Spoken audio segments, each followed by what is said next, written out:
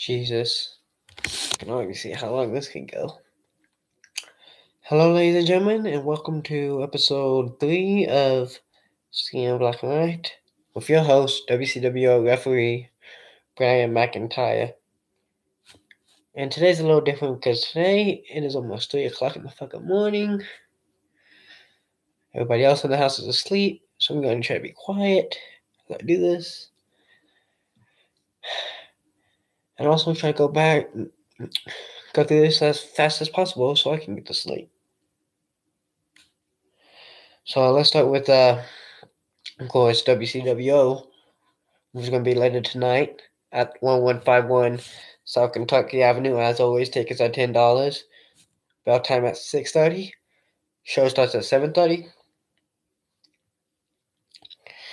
And this week, all that I know has been confirmed so far is we're finishing the semifinal.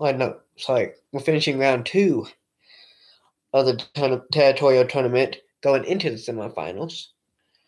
We're going to have TJ Kemp, who is replacing an injured Tom Van Zant. For those who don't know, he's been injured, and we wish him a very speedy recovery. But he's going to be replaced by TJ Kemp, who's won a Battle Royal last week to Underlight to replace him. And he's going to be taking on the man that took out his protege, Bradley Prescott IV. He's going to be taking on Scotty Vortex. We're also going to see... Oh, and by the way, the winner of that is going to be facing Mance Warner in the semifinals. As well as that second round match, we're also going to have another second round match as Kenny Cage takes on Joey Venom. And the winner of this one is going to take on Trevor Court in the semifinals. And of course, the winners of those two semifinal matches will take on each other to become the new WCWO Territorial Champion.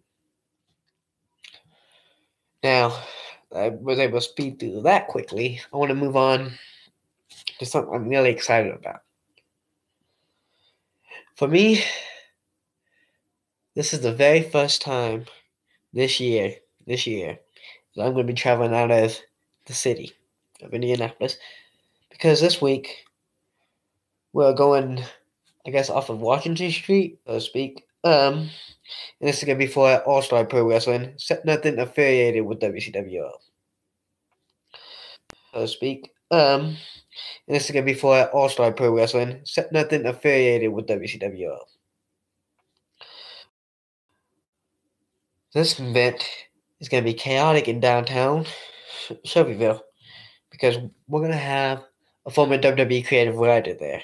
We're going to have a former, at least maybe, I think he's still on Impact now, actually.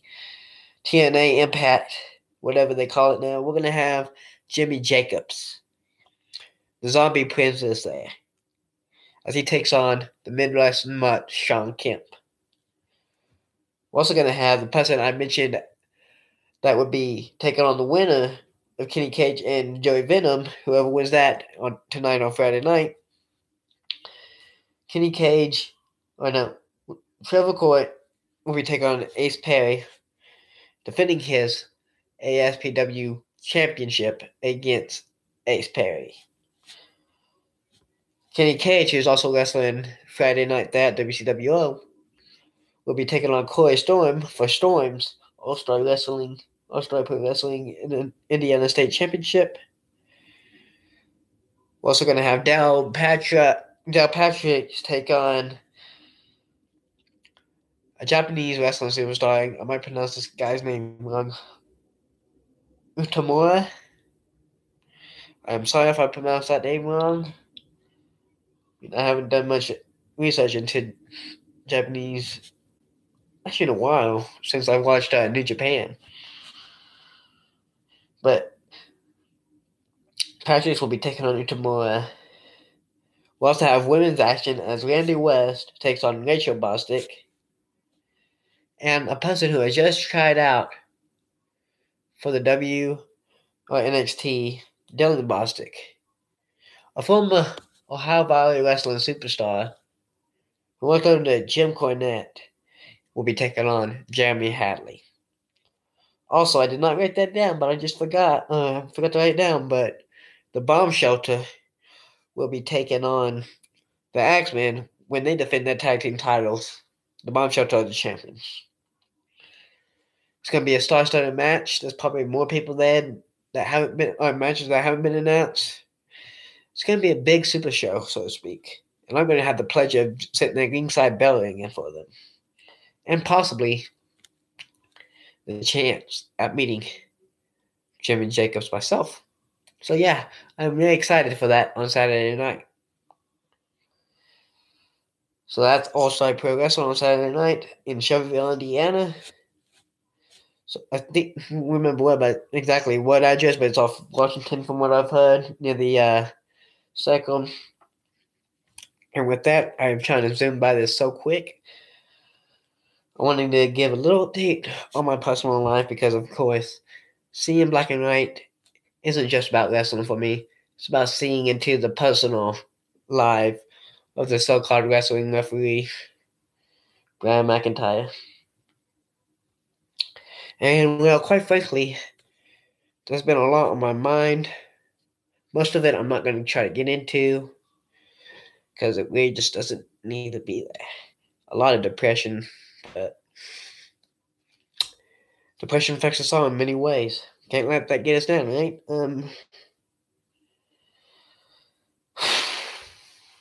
I don't know if I remember if I mentioned this in the past, seeing black and whites. I know I mentioned the fact that I've gotten readings, and that kind of goes into that about spiritual. I've mentioned openly about my spirituality, my religion, which isn't like a normal religion to other people like Christianity, Muslims, or even Jews. It kind of combines all of those into one. And also, right now for me anyways, it's looking into the potential of us being able to speak with parts of a God directly, so to speak. And I say parts of a God because I believe that God is really divided into many parts. All kind of like the way I call it is like same way prophets used to do it in the old days. Kind of like the way I call it is like that's really how I feel about what I get, or what I've seen so far, especially with certain individuals that I have came into contact with on that journey. Now, I don't know why I'm rambling on about that, except for the fact that I kept thinking, and I kept thinking so much on my mind the past few months even, since probably Halloween, about a reading I got around that time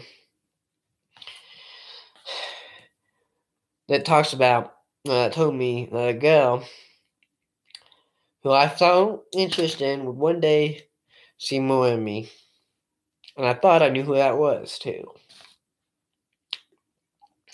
So I tried to be friendly with her. Unfortunately for me, the fact somebody found out that I liked her, and somebody decided to be a jackass and start sending her messages asking her what she thought about me, and she thought that was me. When I asked that the first time, I already knew what she thought about me. Or she already told me what she thought about me. So, a couple of days ago, I sent her a message asking her if she was still getting those messages, because I was really genuinely concerned about how she was being affected by them, because I still wanted her to be my friend. And, well, stuff happened. I got blocked. It is what it is. Kind of worried that whoever found out is going to still send those messages anyway. So it might get worse for me. But I understand why she did it. I understand. I'm not mad about it. I might be hurt a little bit, but definitely not mad.